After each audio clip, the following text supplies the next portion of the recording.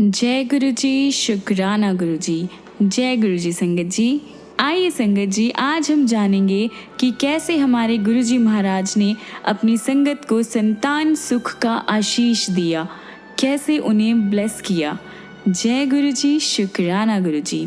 आगे बढ़ने से पहले आप अपने चैनल गुरु जी सत्संग वर्ल्ड को सब्सक्राइब कर लीजिए ताकि आपको ऐसे वीडियोस, ऐसे गुरुजी महाराज के सत्संग रोज़ रोज़ सुनने को मिले और उनकी ब्लेसिंग्स आपको रोज़ रोज़ मिले संगत जी। और साथ ही इन वीडियोस को, इन सत्संग को अपने दोस्तों के साथ, अपने गुरु परिवार के साथ शेयर कीजिए ताकि वो भी हमारे गुरुजी महाराज से जल्द जुड़ सके और हमारे गुरुजी महाराज की ब्लेसिंग्स को पा सके और उनके कमल चरणों में आ सके।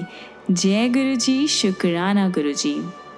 और हाँ संगत जी, आप में से कोई भी संगत अपना सत्संग हमारे साथ शेयर करना चाहते हो, गुरु जी का शुक्राना अदा करना चाहते हो, अपने दोस्तों के साथ, अपने गुरु परिवार के साथ अपना सत्संग बांटना चाहते हो, तो नीचे दिए गए ईमेल आईडी या फिर व्हाट्सएप नंबर पर आप हमें मैसेज कर सकते हैं। आपके सत्संग भी बहुत जल्द ही शेयर किए जाएंगे। जय गुरु जी, शुक्राना गुरु जी। आइए संगत जी, आज हम सुनेंगे आकाश सेठी अंकल का सत्संग जो कि दिल्ली के रहने वाले हैं। सर्वप्रथम जून 1998 में मुझे गुरुजी के दर्शन का सौभाग्य प्राप्त हुआ। मेरे मामा जी गुरुजी द्वारा अपने हृदय रोग के चमत्कारी निवारण के संबंध में उनके बारे में चर्चा करते रहे थे। मेरे मामा जी को उनके हार्ट स्पेशलिस्ट ने बहुत जल्दी बाईपास करवाने का सुझाव दिया। अपने आप को मानसिक रूप से तत्पर कर वह गुरुजी का आशीर्वाद लेने गए। गुरुजी ने अपने पास बिठाकर उनको अपने पांव दबाने को कहा, फिर उनसे उनके हेल्थ के बारे में सवाल किया। मामा जी ने उन्हें जवाब दिया और प्रस्थान करने की आज्ञा मांगते हुए उनसे होने वाली सर्जरी की सफलता के लिए कृपा बनाए रखने का आग्रह किया। गुरुजी बोले कि उन्होंने उनका बाईपास कर दिया है। ये मामा जी जैसे श्रद्धालु के लिए विश्वास करना बहुत ही कठिन था, पर उन्हें प्रसन्नता थी कि गुरुजी ने उन्हें धन्य कर दिया था। अगले दिन सुबह मामा जी प्रवेश पूर्ण परीक्षणों के लिए हॉस्पिटल गए। परिणाम के अनुसार उनका हृदय ठीक से काम कर रहा था। हार्ट स्पेशलिस्ट के निष्कर्ष के अनुसार उनकी अच्छी नींद के कारण जो रिजल्ट्स थे वो सही आए थे, उनका ऐसा मानना था। उन्होंने मामा जी को एक और रूम में जाकर एग्ज़ाम करवाने को कहा। फिर से जब वही रिजल्ट्स आए तो डॉक्टर्स अचंभे में पड़ गए। तब मामा जी ने पूर्व रात गुरुजी का प्रसंग सुनाया तो डॉक्टर्स को गुरुजी के दिव्य हस्तक्षेप पर चुप्पी साधने के अलावा और कोई भी स्पष्टीकरण नहीं सूझा। वैसे तो अब मुझे गुरुजी के प्रभाव के बारे में ज्ञान था। उन दिनों श्रीनगर में रहने के कारण उनके दर्शन नहीं कर पाया। मैं दिल्ली थोड़े टाइम के लिए काम से आता था। सौभाग्य से अगली बार जब मैं दिल्ली आया तो मामा जी ने मुझे एक शुभ समाचार दिया कि गुरुजी दिल्ली में ही हैं और हम उनसे मिल सकते हैं। उसी शाम को हम एम्पायर स्टेट गए। हमारे पहुंचने तक बहुत देर हो गई थी। लंगर का अंतिम राउंड चल रहा था और गुरुजी कुछ देर के लिए अपने कक्ष में चले गए। हम लंगर समाप्त करने के बाद संगत में बैठे थे जब गुरुजी अपने रूम से बाहर आए। गुरुजी के पहले दर्शन, काला कुर्ता धारण किए, सभागृह में प्रभावशाली, निरंकारी और मनोहर चाल से चलते हुए आज भी मेरे मनस्पटल पर अंकित है। उन्होंने मामा जी को पहचान लिया और मुझे देखकर हमारे पास आए। उन्होंने मामा जी को हमारा परिचय करवाने को कहा और मेहरौली गुड़गांव मार्ग पर दी रेंज नामक एक कृषि भवन में अपने जन्म दिवस पर आने को कहकर हमें प्रस्थान करने की आज्ञा दे दी। संयोग से अगले दिन दिल्ली में अपने काम पहुंचने पर मुझे अस्थायी काल के लिए वापस श्रीनगर जाने को कहा गया। वहाँ पर काम करते हुए एक नए ऑफिसर से कुछ गलती हो गई थी और एक कस्टमर ने हाई कोर्ट में कंप्लेन कर दी थी। गुरुजी से उनके जन्मदिवस के अवसर पर उनके दर्शन न हो पाने की निराशा के साथ मैं श्रीनगर लौट गया। मुझे सौंपे गए काम में सफल होने का विश्वास था, क्योंकि मुझे गुरुजी के दर्शन और आशीष दोनों ही प्राप्त हो चुके थे। मुझे ज्ञात था कि सब कुछ गुरुजी की इच्छा अनुसार ही होगा। ये मुश्किलों वाली सिचुएशंस में मैं श्रीनगर और अवंतीपुर के काम संभाल रहा था। वो ग्राहक अत्यधिक अपेक्षा रखता था और अपने अभियोग सिद्ध करने के लिए हमसे बहुत काम करवाता था। पॉसिबल इससे पहले मैं ये काम न कर पाता, पर इस बार फर्क था। मेरे पास एक आश्रय था और मुश्किल टाइम में मैं उनको याद करता था। अंत में 1 महीने के बाद उस कस्टमर ने मुझे अपने ऑफिस में बुलाया। उसने मेरे सामने ही क्षेत्रीय कार्यालय में फ़ोन किया और मेरे द्वारा दी गई हाई फैसिलिटीज़ की बहुत ज़्यादा उसने तारीफ़ करी। उसने अपना अभियोग भी वापस ले लिया और मुझे प्रशंसा पत्र भी दिया। मुझे पता था कि इसका कर्ता कौन है।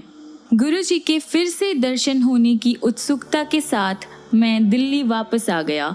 मेरे परिवार के सदस्य गुरुजी के जन्मदिवस आयोजन पर गए थे और नियमित रूप से एम्पायर स्टेट भी जा रहे थे।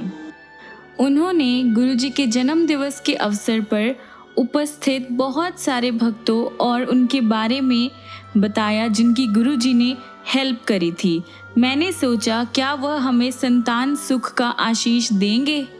शादी के 7 वर्ष बीतने पर भी हम संतान सुख से वंचित थे। डॉक्टर्स, प्रार्थना और उपाय सब असफल रहे थे। मेरे मामा जी ने गुरुजी का आशीर्वाद लेने का सुझाव दिया। उन्होंने अपने एक ठेकेदार मित्र का प्रसंग भी बताया। मामा जी के उन मित्र को विवाह के 16 साल बाद भी कोई संतान न होने पर गुरुजी का आशीर्वाद मिला। गुरुजी ने उन्हें बोला, पुत्र विदिते धी विदिति होर इसी साल। ये अविश्वसनीय प्रतीत हो रहा था, लेकिन गुरुजी के सत्य वचन के अकॉर्डिंग गुरुजी ने उनकी वाइफ को 31 दिसंबर को एक साथ 3 बच्चों को जन्म देने का आशीष दिया, 2 बेटा और 1 बेटी। गुरुजी के आशीर्वाद से सब कुछ पॉसिबल है, पर हमें उनका आशीर्वाद कब मिलेगा? मैं उत्सुक था। हम गुरुजी के यहाँ निरंतर जाते रहे, पर उन्होंने कभी हमसे बात नहीं करी। अन्य महानुभावों ने गुरुजी पर विश्वास बनाए रखने का सुझाव दिया। वह सही समय आने पर बात करेंगे। उनके पास जाकर अपनी समस्या मत बताओ। एक दिन जब हम लंगर के बाद संगत में बैठे हुए थे, गुरुजी ने मुझे अपने पास आने का इशारा किया। क्या वास्तव में मुझे बुला रहे थे? संगत ने मुझे क्लियर किया कि मुझे ही बुलाया है। मन में बहुत सारे अनगिनत विचार समेटे, लेकिन बोलने का साहस जुटाने के कठिन प्रयास के साथ मैं उनके पास पहुंचा। इत्थे क्यों आया वा? गुरुजी, कोई बच्चे नहीं हैं। बस इतना ही बोलने का साहस जुटाकर मैंने जवाब दिया। अनासक्त भाव से वह बोले, तुहानू बच्चे लभणगे, भज जा। कुछ सोचे बिना ही मैं बोल पड़ा, गुरुजी, मैं भागने के लिए नहीं आया हूँ।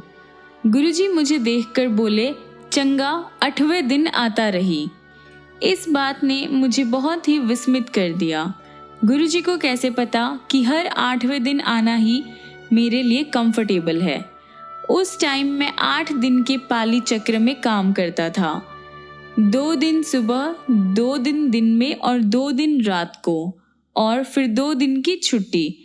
इस तरह से पहली छुट्टी वाले दिन ही सत्संग में आना सुविधाजनक था। हमने गुरुजी के दर्शन के लिए हर 8वें दिन आना शुरू कर दिया। संगत के अनुमंत्रित भाग्यवान सदस्य अपने एक्सपीरियंस सुनाते थे। इससे हमें भी आश्वासन मिलता था कि गुरु कृपा से हमारी मनोकामना भी पूर्ण होगी, पर कब? हम स्वयं से सवाल करते रहते थे। अन्य समस्याएं हमारी हल हो रही थी। मेरी वाइफ का काम रुक गया था। अपने इंटरव्यू से पहले उसने गुरुजी से आशीष प्राप्त किया और 42 कॉम्पिटिटर्स में वह अकेली चुनी गई। हमारी फाइनेंशियल प्रॉब्लम्स में भी सुधार हो रहा था। हम दोनों बच्चे से रिलेटेड बहुत सारे ट्रीटमेंट्स करवा रहे थे, पर कोई भी सफलता हमारे हाथ नहीं लगी। वैसे तो मेडिकल साइंस में या डॉक्टर्स को कोई भी आशा नहीं थी। वैसे तो डॉक्टर्स ने यूट्रस में इंसेमिनेशन का सुझाव दिया था। उन्होंने कहा कि अगर ये भी असफल रहा तो फिर वो IVF का ट्राई करेंगे, लेकिन वो बहुत ज़्यादा कॉस्टली होगा। उन्हीं दिनों मुझे अपने ऑफिस से खबर मिली कि मुझे MBA एंट्रेंस एग्ज़ाम के लिए चुना गया है। जून 2000 में स्टार्ट होने वाले इस प्रोग्राम की अवधि 1 साल की थी। मैं बहुत ही कन्फ्यूज़न में था। मेरी वाइफ परीक्षा देने के खिलाफ थी। मैंने उसे गुरुजी पर ये डिसीजन छोड़ने को कहा। उसके अकॉर्डिंग मेरे चुने जाने पर जो ट्रीटमेंट था हमारा, वो 1 साल के लिए बंद करना पड़ेगा। गुरुजी के अगले दर्शन के अवसर पर साहस बटोरकर मैंने सुझाव मांगा। गुरुजी ने जवाब दिया कि ऐसे अवसर जीवन में बार बार नहीं आते और मुझे जाना चाहिए। ये बात सुनकर मेरी वाइफ उदास हो गई। मैंने परीक्षा दी। सफल स्टूडेंट्स की सूची आने से पहले कई चर्चाएं होती थी। ये सुनकर कि मेरा नाम उन चर्चाओं में नहीं था, मेरी वाइफ टेंशन फ्री हुई। इसी टाइम डॉक्टर ने 2 जून 2000 को एक आखिरी बार फिर से लास्ट प्रोसेस को ट्राई करने का डिसीजन दिया। उन्हें इस बार भी आशा कम थी। उन्होंने कहा कि अगली बार दूसरा प्रोसेस ट्राई करेंगे। मैंने अपने ऑफिस में समाचार दिया कि मैं देर से पहुंचूंगा। इधर हॉस्पिटल में पहले सैंपल और टेस्टिंग के बाद मुझे एक और सैंपल देने को कहा गया। जब मैंने अपने ऑफिस में बताया कि जो देर है वो मुझे ज़्यादा होगी और अगर ज़्यादा देर हुई तो फिर मैं नहीं आऊँगा, तो उस अधिकारी ने मुझे निर्देश दिया कि भले कितनी ही देर हो जाए, मुझे वहाँ पहुँचना ज़रूरी है। यहाँ पर काम खत्म होने पर और अपनी पत्नी को सुरक्षित घर पहुँचने का प्रबंध करके जब मैं अपने ऑफिस पहुँचा तो मुझे MBA में अपनी एडमिशन का समाचार मिला। अपना जवाब देने के लिए मेरे पास 3 दिन का टाइम था। अगले दिन जब हम गुरुजी के दर्शन के लिए गए और मैंने ये समाचार गुरुजी को दिया, मेरा भ्रम जैसे कोई सर्वज्ञाता को कोई नया समाचार दे सकता है, तो मुस्कुराकर वह बोले, फिर ते कल्याण हो गया। मैंने सोचा, मैंने तो गुरुजी को अपने चयन की बात बताई है और वह कह रहे हैं कि मैं धन्य हो गया। ये तो प्रत्यक्ष ही है। उस टाइम गुरुजी के तात्पर्य से हम अनभिज्ञ थे, अनजान थे। इस रहस्य के खुलने में अभी कुछ टाइम और बाकी था। मैंने गुड़गांव में MBA यूनिवर्सिटी में एडमिशन लिया। पहले सत्र के बाद मैं घर आया, यानी फर्स्ट सेमेस्टर के बाद मैं घर आया। उसी शाम को हम दर्शन के लिए गए। लौटते हुए मेरी वाइफ ने प्रेगनेंसी टेस्ट खरीदने को कहा। गुरुजी के कहे अनुसार रहस्य अगले दिन सुबह उजागर हुआ जब मेरी वाइफ ने अपना प्रेग्नेंट होने का समाचार मुझे दिया। गुरुजी की कृपा से कठिन परिस्थितियों में की गई अंतिम चेष्टा सफल हुई। हम दोनों बहुत ही ज़्यादा खुश और गुरुजी के आभारी थे। हमारे आँखों में से आंसू बह रहे थे और हम दोनों बहुत देर तक गुरुजी के चित्र का चुम्बन लेते रहे। उसी शाम को हम गुरुजी के पास गए और उनके चरण कमल छूकर जैसे ही उन्हें ये सूचना देने के लिए मैंने अपना मुंह खोलना चाहा, एक बार फिर से सर्वज्ञाता को बताने की भूल। उन्होंने मुझे चुप रहने का संकेत दिया और बोले, मैनू पता है। मेरी एब्सेंस में भी मेरी वाइफ का ये जो प्रेगनेंसी का टाइम था बहुत ही आराम से गुजरा। इस ड्यूरेशन में उसे यूनिवर्सिटी के परिसर में ही घर मिल गया, जिससे हर दिन उसे ट्रैवल करने में भी कोई दिक्कत नहीं हुई। उसने 31 जनवरी 2001 को बेटे को जन्म दिया। बच्चे के 40 दिन पूरे होने पर हम उसे गुरुजी का आशीर्वाद दिलाने उनके पास ले गए। उस दिन आज्ञा लेते टाइम गुरुजी मेरी पत्नी को बोले, पूनम आंटी होर मुंडा लेना है। मेरी पत्नी को बहुत ही ज़्यादा अचंभा हुआ पर वह कुछ नहीं बोली। उसके बाद गुरुजी हर दर्शन के टाइम मेरी वाइफ से ये पूछते रहे। वह कभी उत्तर तो नहीं देती थी पर अचरज सदा रहता था कि इतने छोटे बच्चे के साथ कैसे फिर से वो सारा प्रोसेस सब कुछ दोहरा पाएंगे। उसके अकॉर्डिंग गुरुजी मजाक कर रहे थे। जून 2001 में MBA पूरा होने पर मेरा ट्रांसफ़र पश्चिम बंगाल में दुर्गापुर के पास हो गया। छोटे बच्चे एवं दिल्ली में बाकी सारी रिस्पॉन्सिबिलिटीज़ के कारण मेरे लिए इस टाइम बाहर जाना इम्पॉसिबल था। मैंने अपने ऑफिस में सीनियर ऑफिसर्स से बहुत ज़्यादा रिक्वेस्ट करी पर कोई भी हेल्प नहीं हुई। सबकी उदासीनता देखकर अंत में मैंने दिल्ली में अपने परिवार के लिए सारे अरेंजमेंट्स कर जाने का मन बना लिया था। उस शाम को हम गुरुजी के दर्शन के लिए गए। उसी दिन सबसे वरिष्ठ अधिकारी यानी सीनियर ऑफिसर का, जिनको मैंने ट्रांसफ़र रोकने की विनती करी थी, उन्होंने मना कर दिया था।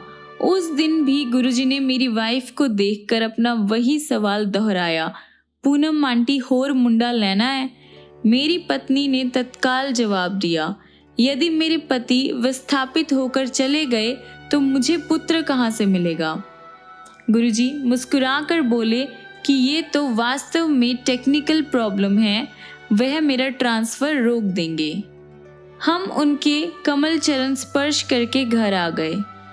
2 दिन के बाद मेरे एक सीनियर ऑफिसर ने फ़ोन किया और बोले, तुम अपनी प्रॉब्लम्स के कारण न जाने की बात करते रहे हो, तुम एक आवेदन पत्र लिखकर मुझे भेज क्यों नहीं देते, मैं देखता हूँ कि क्या हो सकता है। मुझे उनके मन में इस विचार की उत्पत्ति का कारण पता था। उसके बाद गुरुजी के जन्मदिवस 7 जुलाई 2001 से मैंने फिर से अपना काम शुरू कर दिया। तब मैं दिल्ली 2 साल और रहा। गुरुजी उसके बाद भी मेरी वाइफ से लगातार वही सवाल करते रहे। अप्रैल 2002 में एक दिन मेरी वाइफ ने जवाब दिया, जैसी आपकी इच्छा। अगले दिन ही प्रेगनेंसी जो टेस्ट हमने करवाया उसके रिजल्ट्स पॉजिटिव आए। इस बार ये बिना किसी ट्रीटमेंट के, बिना किसी प्रोसीजर के पॉसिबल हुआ। प्रेगनेंसी की ड्यूरेशन में एक बार मेरी वाइफ ने मुझसे कहा कि इस बार बेटी होनी चाहिए और गुरुजी से इस बारे में निवेदन करेंगे। अगले दर्शन के टाइम वह गुरुजी के चरण स्पर्श करते टाइम कहने ही वाली थी कि गुरुजी पहले ही बोल पड़े, पहली बार मुंडिया ते दूजी बार भी मुंडिया। उसे अपना जवाब मिल गया था और उसने 1 दिसंबर 2002 को फिर से बेटे को जन्म दिया। गुरुजी ने दूसरे बेटे का नामकरण इशुक किया। हमारे दूसरे बेटे के होने के बाद एक दिन गुरुजी ने मेरी वाइफ से सवाल किया कि क्या वह PhD करने का सोच रही है। उसने जवाब दिया कि 2 बच्चों के साथ ये पढ़ाई वगैरह बहुत ही मुश्किल है। गुरुजी ने अपना सुझाव दोहराया और बोले, पता है PhD दा मतलब की होंदा है, पागल होने दा डर। इस सुझाव का कारण हमें देर में तब जाकर क्लियर हुआ जब मेरा ट्रांसफ़र बॉम्बे हो गया। मेरी वाइफ मेरे साथ PhD शुरू कर लंबा अवकाश लेने की अवस्था में ही मेरे साथ रह सकती थी। अपने अंतरण पत्र लेकर मैं गुरुजी का आशीष लेने गया और उन्हें अपने ट्रांसफ़र के बारे में बताया। उन्होंने मुझे जाने की आज्ञा दे दी। पहले साल मैं बॉम्बे में अकेला रहा। इस ड्यूरेशन में कुछ बार हम गुरुजी के दर्शन के लिए आए। एक ऐसे ही अवसर पर गुरुजी ने कहा कि मैं अपने परिवार को साथ ले जाऊं, नहीं तो वो एक और बेटा दे देंगे। हमें संदेश मिल गया और पत्नी ने PhD के लिए अपने आवेदन पत्र दे दिए। गुरुजी की दया से बहुत कम टाइम में सारी औपचारिकताएं भी पूरी हो गई और मेरा परिवार बॉम्बे आ गया। यहाँ पर ये बताना गलत नहीं होगा कि मेरे पिता, जिनके एक मित्र जो एक बहुत ही अच्छे ज्योतिषी भी हैं, उन्होंने मुझे बताया था कि मेरी पहली संतान 41 इयर्स की एज में होगी। उनकी भविष्यवाणी के अकॉर्डिंग मुझे 2 कन्याओं के बाद ही बेटा होगा। इनसे ज्योतिष में कभी भी गलती नहीं हुई थी। मैंने जब उनसे सवाल किया कि कैसे गुरुजी के आशीर्वाद से हमें पहली संतान 37 इयर्स की एज में हुई और दूसरी 39 इयर्स की, तो वह कैसे चूक कर गए। उन्होंने जवाब दिया कि ईश्वर द्वारा लिखा हुआ भाग्य ही ज्योतिष से पता चलता है, लेकिन गुरुजी जैसे महापुरुष जो मानव रूप में ही परम पिता है, वह फिर से भाग्य लिखने की क्षमता रखते हैं।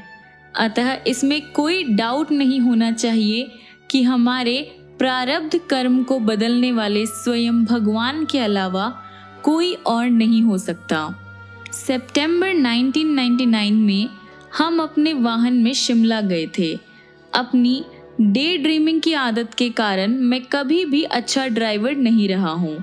शिमला से लौटते हुए हमने रात चंडीगढ़ में बिताई। अगले दिन सुबह हम चंडीगढ़ से निकलने में लेट हो गए थे और ये बात मुझे भा नहीं रही थी, इसलिए मैं कार ज़रूरत से ज़्यादा तेज़ चला रहा था। अंबाला और करनाल के बीच में बहुत ही ज़्यादा रश था। हमारे आगे और पीछे बहुत ज़्यादा गाड़ियाँ थी। मैं आगे जाने को बहुत ही ज़्यादा आतुर था, पर आगे जो गाड़ी थी वो बहुत बड़ी थी और हमें उसके आगे कुछ भी नज़र नहीं आ रहा था, इसलिए दोनों ओर का जो ट्रांसपोर्ट था वो बहुत ही ज़्यादा भरा हुआ था। मेरी वाइफ मेरे साथ ही अपने नेत्र बंद कर अपने छोटे से वॉकमैन पर शब्द सुनती हुई आगे बैठी हुई थी। आगे वाली गाड़ी बहुत ही स्लो जा रही थी। काफ़ी देर उसके पीछे स्लो स्पीड में चलते रहने के कारण मैं अपना पेशेंस खो बैठा और मैंने अपनी कार की स्पीड बढ़ाकर उससे आगे निकालने की कोशिश करी। जैसे ही मैं उसके बिल्कुल साइड में पहुंचा, मुझे सामने से आता हुआ एक ट्रक दिखाई दिया। सामने से बहुत ही स्पीड से वो ट्रक हमारे सामने आ रहा था। उसमें और हमारी कार में कुछ ही मीटर का फासला था और दोनों प्रवर्तकों के आगे के हिस्से में कुछ इंचों का ही अंतर था। सामने से आते हुए ट्रक के कारण हमारी कार के चिथड़े उड़ते हुए विचार और दोनों कर्मचारियों का चिल्लाना सुनकर मेरे शरीर में कंपी छूट गई। मेरी वाइफ ने अपनी आंखें खोली, मुझे देखा और हम दोनों को गुरुजी को याद करने के अलावा और कुछ नहीं सूझा। एकदम मुझे अपनी राइट ओर के रास्ते में बने हुए डिवाइडर में एक टूटी हुई दीवार दिखाई दी और मैंने अपनी कार तेजी से उस डायरेक्शन में घुमा दी। गुरुजी के अलावा और कौन हमें इस तरह से जीवन दान दे सकता था। फरवरी 2000 में मैं रात से सुबह तक की पाली में विमान पतन पर काम कर रहा था। उस टाइम मैं एक बोइंग 707 जिसमें ईंधन भरना था वो देखने गया। मैंने देखा कि एक वर्कर प्लेन का जो एक पल्ला था वो खुला छोड़कर उस पर काम कर रहा था। हमारे कर्मचारी एक किनारे खड़े हुए उसका काम खत्म होने की वेट कर रहे थे। सवाल करने पर उसने जवाब दिया कि अभी बहुत काम बाकी था और वह अकेला ही था। इंजन के पल्ले को सुरक्षित रखने वाली भुजा भी काम नहीं कर रही थी और उसे वह सीढ़ी पर टिका कर रखे हुए था। मैंने उसकी बात सुनकर उससे ईंधन भरवाने का काम शुरू करवाकर अपना काम करते रहने की विनती करी। उसने मान लिया और कहा कि हम ईंधन भरक यंत्र पर पहुंचे और वह भी शीघ्र वहां पहुंच जाएगा। जैसे ही मैं वहां पर मुड़ा, उसने मेरे से अदृष्ट सीढ़ी पर अपनी मुद्रा बदली और उसी टाइम वह सीढ़ी पर अटका कर रखा हुआ पल्ला नीचे गिरने लगा। मेरी नजरें बहुत ही तेजी से गिरते हुए उस पल्ले पर पड़ी और मैंने तुरंत गुरुजी को याद किया। पल्ला जोर से मेरे मस्तक पर आकर लगा और वहां से खून बहने लगा। मैं कॉन्शियस कंडीशन में था। मुझे विमानपत्तन पर डॉक्टर के पास ले जाया गया तो उसने कहा कि ईश्वर ने मेरी रक्षा की है। 1 सेंटीमीटर भी ऊपर या नीचे चोट लगने पर वो बहुत डेंजरस हो सकता था। इस बार भी मुझे पता था कि कौन से ईश्वर ने मेरी रक्षा की है। फरवरी 2007 में जब मैं दिल्ली आया था, गुरुजी के दर्शन के लिए गया था। जब मैं उनसे आज्ञा लेने के लिए झुका, वह बोले, तू दिल्ली वापस आ गया है? मैंने जवाब दिया, नहीं गुरुजी, हाले ते बॉम्बे ही हूँ। गुरुजी ने एक और भक्त की ओर इशारा किया कि वह उससे पूछ रहे थे, पर यह मेरे लिए संदेश था। मैं समझ गया था कि गुरुजी किस प्रकार अपने भक्तों की इच्छा पूर्ति करते हैं। मार्च 2007 के एंड तक दिल्ली के लिए ट्रांसफर का आदेश आ गया। 1 महीने बाद मैंने दिल्ली ऑफिस में काम करना शुरू कर दिया। 26 मई को मेरा परिवार भी दिल्ली आ गया। सौभाग्य से 1 दिन बाद उनके दर्शन भी हो गए। 31 मई को उनके शरीर छोड़ने के डिसीजन को सुनकर मैं ध्वस्त हो गया। बड़े मंदिर से लौटते हुए मेरे मन में बहुत सारे विचार उभर रहे थे। ऐसे कई अवसर थे जब गुरुजी ने हमें धन्य किया था और अनेक अवसरों पर हमें वो दिया था जिसके हम योग्य नहीं थे।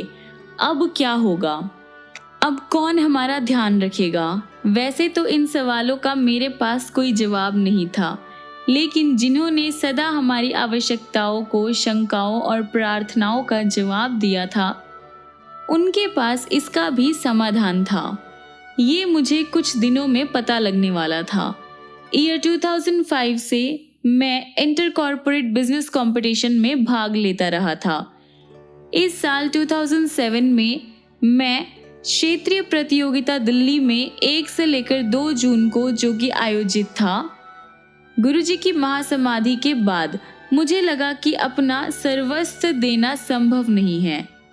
मैंने अपने साथियों को फ़ोन पर कहा कि मैं बहुत ज़्यादा परेशान हूँ और वह मेरे ऊपर निर्भर न रहे। मेरे एक साथी ने मुझे सांत्वना दी, गुरु अपने शिष्य को कभी नहीं छोड़ते, शरीर त्यागने के बाद भी नहीं। मैं बहुत ही ज़्यादा दुखी था, इसलिए मैंने उस पर विश्वास नहीं किया। जैसे तैसे हमारा दल पहले 4 दौर पार कर गया।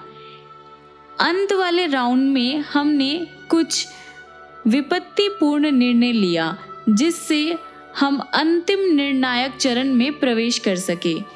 रिजल्ट्स अनाउंस होते हुए तो उनमें हमारा नाम नहीं था। मैंने अपनी जेब से गुरुजी का चित्र निकाला और कह पड़ा, अब यही होना था। आपके रहते हुए बात कुछ और ही थी। जैसे मैं गुरुजी का मुस्कुराहट भरा मुख देख रहा था, मेरे एक साथी ने आकर बताया कि हमारे उत्तर कंप्यूटर में ठीक से नहीं डाले गए हैं।